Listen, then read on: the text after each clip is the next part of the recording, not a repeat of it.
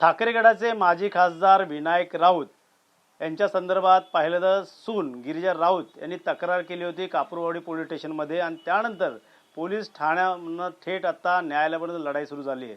पाहिलं तर गिरिजा राऊत या सून आहेत विनायक राऊत यांच्या आणि त्यांना अनेक वेळा बंधुगिरी संदर्भातले असतील काही उदाहरणं असतील या त्यांना छळवणूक पिळवणूक अशा अनेक तक्रारी जे ते कापूरवाडी पोलीस ठाण्यात दाखल करण्यात आले आहेत। मात्र या संदर्भातला आपण अपडेट पुन्हा जाणून घेणार त्यांचे वकील सागर कदम आपल्यासोबत आहे। सर काय सांगाल या केसमध्ये पाहायला गेलं तर आता विनायक राऊत यांचा अंतरिम जामीन फेटाळला गेलेला अटकपूर्व जामीनसाठी येत्या 23 तारखेला सुनावणी होणार आहे। काय या केसमध्ये अपडेट आहे आणि काय म्हणणं आहे आपल्या क्लायंटचं? आता याच्यामध्ये अटकपूर्व जामीन अर्ज जे आहेत ते मेन अॅक्युज जे आहेत 1 ते 4 यांनी दाखल केला होता मेहरबान सत्र न्यायाधीश ठाणे येथे।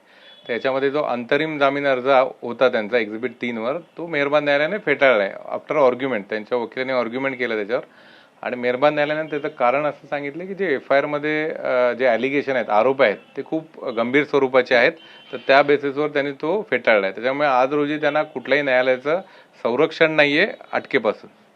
कधीही त्यांच्यावरती कारवाई पोलीस करू शकते असंच म्हणावं लागेल? हो, टेक्निकली पोलीस कधी त्यांना अटक करू शकतात, बरोबर आहे। सबळ पुराव्यानिशी आता पोलीस आता त्या कौटुंबिक पैकी पाहिलं तर अनेकां लोकांना देखील चौकशीसाठी बोलू शकतात, त्यापैकी काहींना आता चौकशीसाठी बोललेलं काही जण अटक देखील आरोपी आहेत। हो, याच्यामध्ये 2 जण आरोपी अटक आहेत। याच्यामध्ये पहिला जो आरोपी आहे तो एक बाबा होता, तो बाबाला अटक केलंय आणि त्याच्यानंतर आज रोजी ज्याला हजर केलं सेकंड जो आरोपी आहे तो त्याचा सहाय्यक आहे। तर अशा 2 जणांना अटक केलेलं आहे आणि त्यांना त्या बाबाला जे आहे ते उद्यापर्यंत पोलीस कस्टडी आहे आणि जो दुसरा आजचा जो आरोपी आहे वडार म्हणून जो सहाय्यक आहे त्याला 18 तारखेपर्यंत मेहरबान न्यायालयाने पोलीस कस्टडी दिलेली आहे। नक्कीच पाहिलं तर या प्रकरणात थोडक्यात आणि सविस्तर पाहिलं तर काय सांगाल? याच्यामध्ये हे जे प्रकरण आहे याच्यामध्ये फक्त 498 हा विषय नाहीये, याच्यामध्ये 318 जो चिटिंगचा केस आहे। कारण याच्यामध्ये केस अशी आहे की ही जी मिडल क्लास फॅमिली यांना ते लग्नाचं प्रपोजल त्यांनी दिलं विवाह संस्थेमार्फत आणि मुलाचं लपवण्यासाठी त्यांचे इश्यूज जे आहेत मेडिकल इश्यूज आहेत आणि बाकी इश्यूज आहेत जे मॅरेज कन्झ्युमेट करण्यासाठी तो सफिशियंट नाही आहे। तर हे सर्व लपवण्यासाठी तिच्यावर जे आहे की वारंवार वेगवेगळ्या बाबांतर्फे वेगवेगळ्या जादूटोणा आणि हे सर्व प्रक्रिया करण्यात आल्या, अघोरी प्रथा करण्यात आल्या आणि 4-5 वर्ष तेच चालत राहिलं कंटिन्यू आणि त्याच्यामध्ये तिला खूप छळाचा सहन करायला लागला, त्रास, मेंटली टॉर्चर झाली। अशा प्रकारे त्याच्यामध्ये आम्ही जादूटोणा जो आहे black magic prevention of black magic act तोही लावलेला आहे आणि 498 लावलेला आहे। तर याच्यामध्ये टोटल 8 आरोपी आम्ही केलेले आहेत FIR मध्ये आणि आता एक नवीन आरोपी याच्यात अटक झाला, तर पुढे जाऊन आरोपी पण वाढू शकतात त्याच्यात। आरोपी आणखी काही बाबा आहेत का याच्यामध्ये? याच्यामध्ये टोटल 3 जे आमच्या FIR मध्ये आहेत ते 3 FIR बाबा जे आहेत ते नावानिशी आम्ही टाकले, ज्यांची नावं आम्हाला माहिती आहेत। कारण का आम्हाला जे आहेत ते इनलॉज घेऊन जायचे तिकडे, त्यामुळे आम्हाला त्यांची परिचय नव्हता। ज्यांची नावं कळली त्यांची आम्ही नावं टाकलेत। एक बाबा जे आहेत इकडचे मुंबईचे त्यांचं नाव आम्हाला माहीत नाही, पण आम्ही ती माहिती दिलेली आहे पोलिसांना। ती कदाचित ते जे मेन आरोपी आहेत त्यांच्याकडून त्याच्या संदर्भात माहिती मिळेल। नक्कीच सागर कदम यांनी सांगितलं त्या पद्धतीने आता येणाऱ्या काळात कारवाई पोलीस कसे करतात हे देखील पाहणं गरजेचं आहे। मात्र सध्या आपल्यासोबत जोडले गेलेले आहेत गिरिजा राऊत, विनायक राऊत यांच्या सून आहेत। नक्की ज्या तुम्ही पद्धतीने आरोप लावलेले आहेत त्यामध्ये अनेक तक्रार दाखल करण्यात आलेल्या आहे, नक्की तुमची मागणी काय असणार आहे? पाहिलं तर हे जे प्रकरण जर कौटुंबिक आहे त्यामुळे कुठेतरी विनायक राऊत देखील या प्रकरणाला कुठेतरी खंडन करतात, खोटे आरोप लावले असं म्हणतात। नाही, त्यांनी सांगितलेली सगळी गोष्ट खोटी आहे। त्यांनी लावलेले माझ्यावरचे सगळे आरोपही खोटे आहेत आणि माझ्यावर झालेल्या सर्वोपरीने झालेल्या सातत्याने केलेल्या दबावाचा, मारहाणीचा, अत्याचारांचा मला खूप त्रास झालेला आहे आणि त्या संदर्भात माझी माननीय CM साहेबांना विनंती आहे की त्यांनी माझ्या ह्या प्रकरणातून मला पूर्ण न्याय मिळवून द्यावा। त्यासाठी सर्वप्रथम ह्यांच्या दबावामुळे, ह्यांच्या वागणुकीमुळे जी मी इतकी वर्ष सलग सहन केलेली आहे त्याच्यामुळे मला आणि माझ्या कुटुंबाला संरक्षण द्यावं, जेणेकरून मला ह्याच्यात फायदा होईल। आणि दुसरी गोष्ट, माझ्या ह्याच्यासाठी कृपया एक पब्लिक प्रॉसिक्युटरची निवडणूक व्हावी, जेणेकरून माझ्या या केससाठी अजून फायदा होईल। आणि काय भीती आहे नक्की त्यांच्याकडनं असं तुम्ही संरक्षण मागत आहे आणि पुढच्या या गोष्टी ज्या आहेत इतक्या लेट करण्यात आलेल्या आहेत, त्यामुळे कुठंतरी पाहिलं तर अनेक वेळी तक्रारी केल्या होत्या का तुम्ही?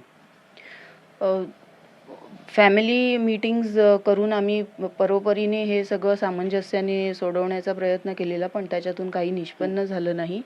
आणि त्याच्यानंतर मग आम्ही फायनली हे डिसिजन घेतलेलं आहे.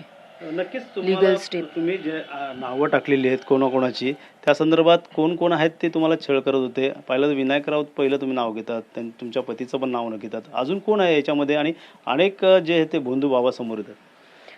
मी माझी सविस्तर कंप्लेंट आमच्या लीगल ॲडवायझर थ्रू कोर्टाच्या सुपूर्द केलेली आहे आणि त्या प्रकारे सर्व तपास आणि सर्व काही कार्य सुरू आहे. आणि जसं मी मगाशी म्हणाले, माझी पूर्ण न्यायाची अपेक्षा आहे. नक्कीच पाहिलं तर या प्रकरणामध्ये तुमच्यावरती आरोप लावण्यात आलेले पैशाचे, त्या संदर्भात काय सांगाल? नाही, मी मगाशी म्हणाले तसं हे सगळे खोटे आरोप आहेत. विनायक राऊत यांनी माझ्यावर सगळे खोटे आरोप केलेले आहेत आणि मी अशी कधीच कुठली मागणी केलेली नाही आहे. तुम्हाला काय वाटतं येणाऱ्या काळात अशा प्रकारचा गुन्हा दाखल झालेला आहे, अंतरिम जामीन जे आहे तो कोर्टाने फेटाळलेला आहे, येणाऱ्या काळात कसा न्याय पाहिजे तुम्हाला?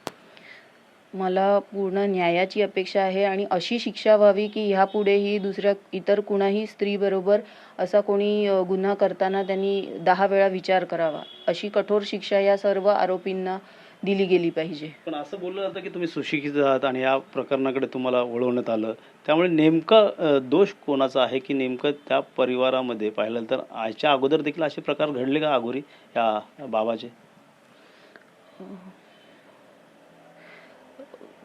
मी म्हणजे आम्हाला ह्या सगळ्या ह्याच्यात लग्नाचा प्रस्ताव दिल्यापासून सगळं त्यांनी पूर्व परिस्थिती जाणूनच त्यांनी असं एक स्थळ पाहिलं जिथे त्यांच्या दबावाखाली राहून त्यांच्या मनाप्रमाणे सगळी परिस्थिती होईल आणि सगळे निर्णय त्यांच्या ह्याच्याप्रमाणे होतील.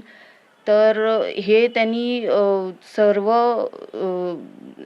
कंडिशन्स पडताळूनच त्यांनी हे प्लॅनिंगनी पूर्ण हे कृत्य केलेलं आहे. नक्कीच या बाबासंदर्भात अनेक गावकऱ्यांच्या देखील तक्रारी समोर आलेल्या आहेत. अगोदर त्या बाबावरती कारवाई होत नव्हती, मात्र सध्या आता फिरोज शेख असेल, त्या साथीराज असेल, वडार यांच्यावरती आता पोलिसांनी ॲक्शन मोड घेण्यात आलेली आहे. का वाटतं हे या बाबासंदर्भात अनेक गावाच्या अनेक तक्रारी? ते मला वाटतं आपली पोलीस टीम जी माझ्या केसवर काम करत आहे ती सक्षम आहे आणि ते इन्व्हेस्टिगेशनचा जो भाग आहे ते I guess they are the right people to speak on this. राज्याचे उपमुख्यमंत्री यांच्याकडे देखील मागणी कराल तुम्ही? माझी सुमित्रा ताईंना देखील माझी एक कळकळीची विनंती ही सगळ्या ह्यांना आहे की मला पूर्ण न्याय मिळवून द्यावा आणि ह्या सगळ्यातून माझी सन्मानाने सुटका करून द्यावी. नक्कीच हे होते गिरिजा राऊत आणि पाहिलं तर सागर कदम हे ॲडव्होकेट.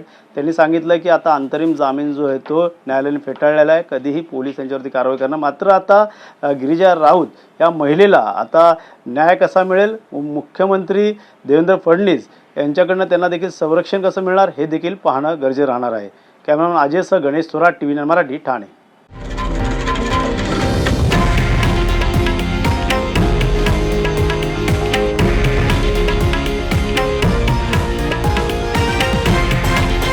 हे आहे देशातील नंबर 1 न्यूज नेटवर्क आणि आपण पाहत आहात TV9 मराठी, एकमेव.